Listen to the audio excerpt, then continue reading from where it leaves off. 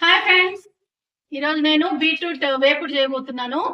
అద్దరిపోతుంది taste. మీరు కూడా చేసుకొని హ్యాపీగా ఎంజాయ్ చేయండి. ఓకేనా? ఫస్ట్ పోపు వేసుకోవాలి. పోపులో ఆవాలు, జీలకర్ర వేసుకోవాలి. ఇంగువ కూడా వేసుకోవాలి. బాగుంటుంది టేస్ట్ ఇంగువకి. కొంచెం ఇంగువ, అలా ఉల్లిపాయలు వేసుకోవాలి. ఉల్లిపాయలు బాగా వేగిపోయినాయి చూడండి. ఉల్లిపాయలు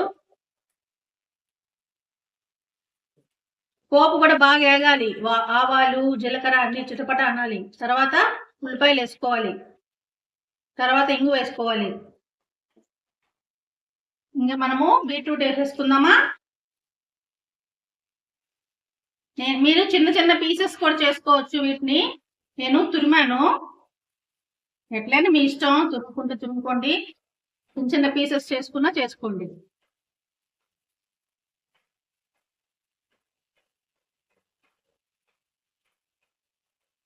నేను కొంచెం వాటర్ వేస్తాను ఇందులో. ఇప్పుడే కాదు, కొంచెం మగ్గాక, ఆయిల్ అంతా పట్టాక వాటర్ వేస్తాను. కలుపుకొని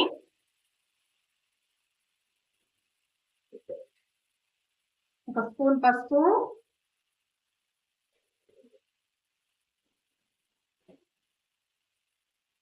సాల్ట్, సరిపోయినంత సాల్ట్ వేసుకోండి. బాగా కలుపుకోండి. మొత్తం అట్లా కలుపుకోవాలి కింద నుంచి పై.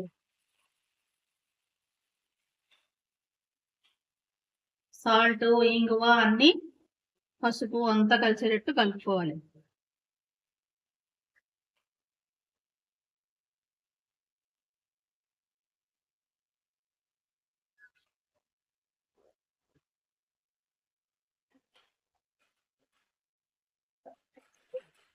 ఒక 10 మినిట్స్ ఇట్లా మగ్గిద్దాము. మధ్య మధ్యలో చూసుకుంటూ తిప్పుకుంటూ ఉండాలి. దీనికి కావాల్సినవి, పొడికి కావాల్సినవి ఇట్లా పొడి చేసుకొని లాస్ట్ లో వేసుకోవాలి. శనక్కాయల పొడి తయారు చేశాను కదా దీనికి, బీట్రూట్ కోసము. ఈ పొడి ఎలా తయారు చేయాలంటే, వేయించిన శనక్కాయలు 4 పెద్దవి, వెల్లుల్లి రెబ్బలు, గుప్పడి ఎండుమిరపకాయలు. చిన్నవి అయితే గుప్పడి తీసుకోండి, పెద్ద అయితే తక్కువ తీసుకోండి. మీకు టేస్ట్ తగ్గట్టు తీసుకోండి. కారం ఎక్కువ తింటారా తక్కువ తింటారా అని. ఇలా అంతా 3 కలిపితే ఇలా వస్తుంది. ఓకేనా ఫ్రెండ్స్? మధ్యలో కలుపుకుందామా? మగ్గుతూ ఉంది.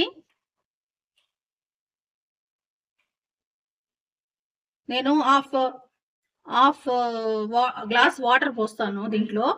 మగ్గిన తర్వాత మగ్గనివ్వండి.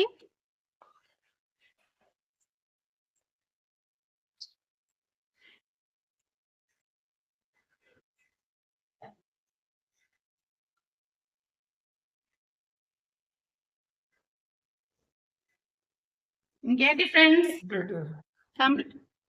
ఫ్రెండ్స్, చూడండి. వాటర్ ఇట్లా హాఫ్ గ్లాస్ పోసుకోండి. బాగా కలుపుకోండి. బాగా మగ్గిన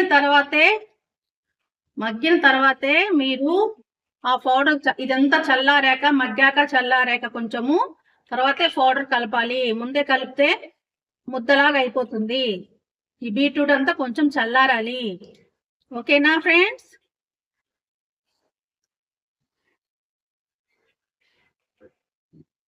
ఓకేనా ఫ్రెండ్స్? ఇప్పుడు చూసారు కదా, అన్ని రెడీ చేసి పెట్టేశాను. ఇంకా లాస్ట్ లో ఈ పౌడర్ వేసుకొని కలుపుకొని తినేయటమే. Thank you for watching my video.